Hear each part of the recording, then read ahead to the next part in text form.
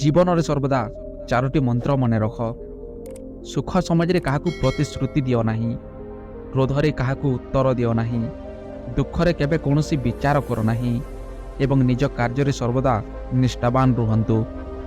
ନମସ୍କାର ବନ୍ଧୁଗଣ, ପୁଣି ଏକ ନୂତନ ଭିଡ଼ିଓକୁ ସ୍ୱାଗତ କରୁଛି।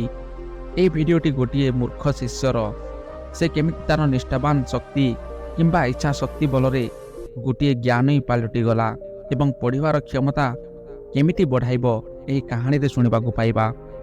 ତ ଦୟାପୂର୍ବକ ବିନମ୍ର ଅନୁରୋଧ କି କାହାଣୀଟିକୁ ଶେଷ ପର୍ଯ୍ୟନ୍ତ ଶୁଣନ୍ତୁ।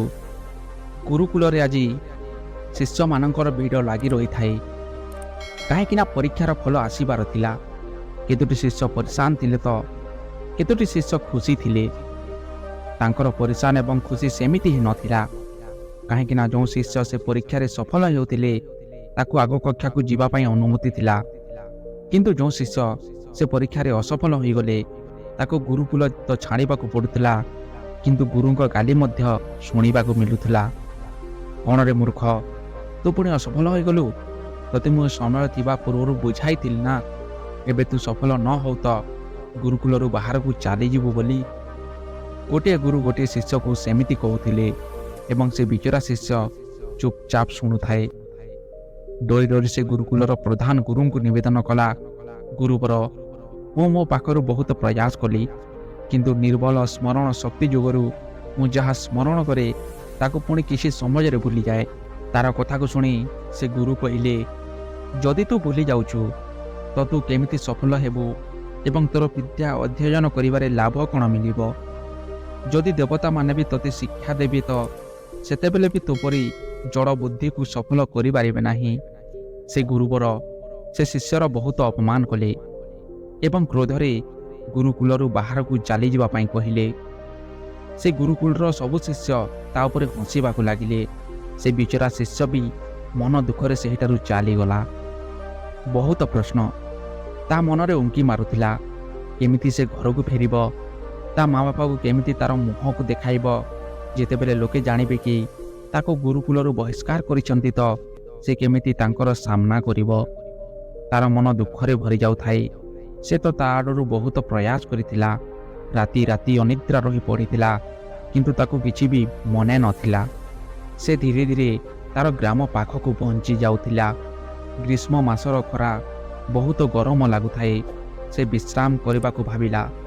ସେ ଗୋଟିଏ ଗଛ ମୂଳରେ ବସି ପଡ଼ିଲା। ସେ ଗଛ ଲାଗି ଗୋଟିଏ କୂଅଟିଏ ଥାଏ। ସେହି କୂଅରେ ତାର ଦୃଷ୍ଟି ପଡ଼ିଗଲା। ସେ କୂଅରେ ଗୋଟିଏ ଲମ୍ବା ଗାତ ହୋଇଥିବା ଗାରଟିଏ ପଡ଼ିଥାଏ।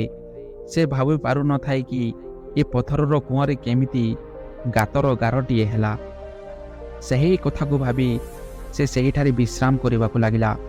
କିଛି ସମୟ ବିତିଯିବାରୁ ସେହି କୂଅକୁ ଗୋଟିଏ ସ୍ତ୍ରୀ ଲୋକଟିଏ ପାଣି ଆଣିବାକୁ ଗଲା। ସେ ଶିଷ୍ୟ ଦେଖିଲା ଯେ ସେ ସ୍ତ୍ରୀଟି ରସି ପକାଇ ସେ କୂଅରୁ ପାଣି କାଢ଼ୁଛି ଏବଂ ସେ ରସିର ଟାଣିବାରୁ କିମ୍ବା ବାରମ୍ବାର ଘଷି ହେବାରୁ ସେ ପଥରର କୂଅ ଉପରେ ଗାତର ଲମ୍ବା ଗାରଟିଏ ପଡ଼ିଛି। ସେ ଭାବିବାକୁ ଲାଗିଲା କି ଏ କୋମଳ ରସି ଏ କଠିନ ପଥର ଉପରେ ବାରମ୍ବାର ଘଷି ହୋଇ ଗୋଟିଏ ଲମ୍ବା ଗାରଟିଏ କିମ୍ବା ଗାତଟିଏ କରିପାରୁଛି ତ ମୁଁ ତ ବୁଦ୍ଧି ବିବେକ ଶକ୍ତି ଥିବା ମଣିଷଟିଏ, ମୁଁ କାହିଁକି ବାରମ୍ବାର ପଢ଼ି ପରୀକ୍ଷାରେ ଉତ୍ତୀର୍ଣ୍ଣ ହୋଇ ପାରିବି ନାହିଁ? ସେହି କଥାକୁ ଭାବି ସେ ଘରକୁ ନ ଯାଇ ସେହିଠାରୁ ଉଠି ପୁଣି ଗୁରୁକୁଲକୁ ଚାଲିବାକୁ ଲାଗିଲା। ସେହି ଶିଷ୍ୟଟି ଗୁରୁକୁଳକୁ ପହଞ୍ଚି ବିନମ୍ର ଅନୁରୋଧ କଲା ଗୁରୁଙ୍କ ପାଖରେ। ଗୁରୁ ତାର ନିଷ୍ଠା ଏବଂ ଇଚ୍ଛା ଶକ୍ତିକୁ ଦେଖି ଆଉ ଥରେ ଗୁରୁକୁଳରେ ରହିବାକୁ ଅନୁମତି ଦେଲେ। ଏଥର ସେ ଶିଷ୍ୟଟି ରାତି ଦିନ ଗୋଟିଏ କରିଥିଲା। ଯେବେ ପରୀକ୍ଷାର ଫଳ ଆସିଲା ତ ସମ୍ପୂର୍ଣ୍ଣ ଗୁରୁକୁଳ ଆଶ୍ଚର୍ଯ୍ୟ ଥିଲା। ସେ ଶିଷ୍ୟ ନା ତ ଖାଲି ସଫଳତା ପାଇଥିଲା, ସେ ତ ଏବେ ସବୁ ଶିଷ୍ୟଠାରୁ ପ୍ରଥମ ସ୍ଥାନ ପାଇଥିଲା। ଗୋଟିଏ ସମାଜରେ ମୂର୍ଖ ହୋଇଥିବା ଏହି ଶିଷ୍ୟ ଆଗକୁ ଯାଇ ସଂସ୍କୃତର ବହୁତ ବଡ଼ ବିଦ୍ୱାନ ହୋଇଗଲା। ସେ ବହୁତ ଅଦ୍ୱୈତୀ ଗ୍ରନ୍ଥ ରଚନା କରିଥିଲେ। ଛାତ୍ରମାନେ ତାଙ୍କ ଶିଷ୍ୟ ହେବାରେ ଗର୍ବର କଥା ଭାବୁଥିଲେ। ଏହା କୌଣସି ଯାଦୁରେ ସମ୍ଭବ ହୋଇନଥିଲା। ଏହି ଆଶ୍ଚର୍ଯ୍ୟଜନକ ପରିଣାମ ହୋଇଥିଲା ନିଷ୍ଠାର ଅମୋଘ ଶକ୍ତି ପାଇଁ।